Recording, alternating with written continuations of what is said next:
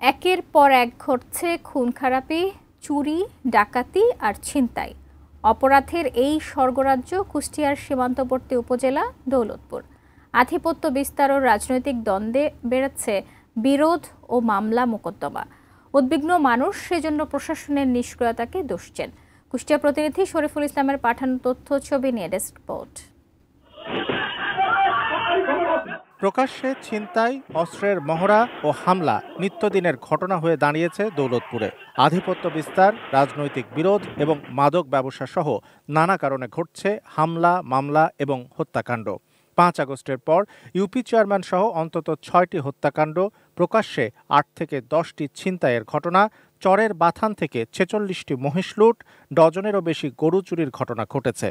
সাধারণ মানুষের দিন কাটছে চরম নিরাপত্তাহীনতায়। বাড়িঘর লুটপাট, গরু ছাগল যা কিছু আছে, জমি জায়গা, আবাদি ফসল দখল হয়ে যাচ্ছে। বাড়ি ঘরের জিনিসপাতি সব লুটপাট করে দিয়েছে, মারধর করছে, আমার গালাগালি করছে। আমরা 15 দিন হলো বাড়ি ছাড়া। এই আইন শৃঙ্খলা বাহিনী যদি এদের বিচার না করে তাহলে তো আরো বেপরোয়াভাবে খারাপ দিকে চলে যাবে। ডিজাইন, এলিগেন্স, বিউটি, সেরা পণ্য সবার জন্য জেভিকো।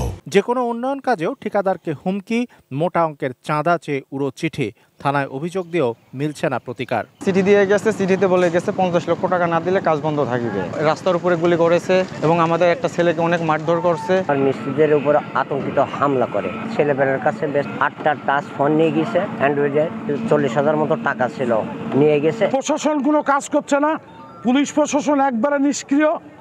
এখানে জনগণ সম্পূর্ণ নিরাপদ না। তবে কোনো দায় নিতে নারাজ থানা পুলিশ। দৌলতপুরে আইন শৃঙ্খলা পরিস্থিতির চরম অবনতির পরও থানার ভারপ্রাপ্ত কর্মকর্তার দাবি সবকিছু স্বাভাবিকই আছে। প্রতিনিয়ত চুরি, ডাকাতি, ছিনতাই কয়টা রেকর্ড আছে আপনার কাছে? হচ্ছে না।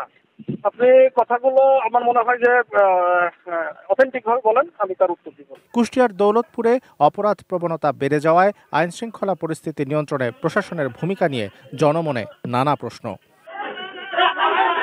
Shamsul Arefin, desk report, ATN news.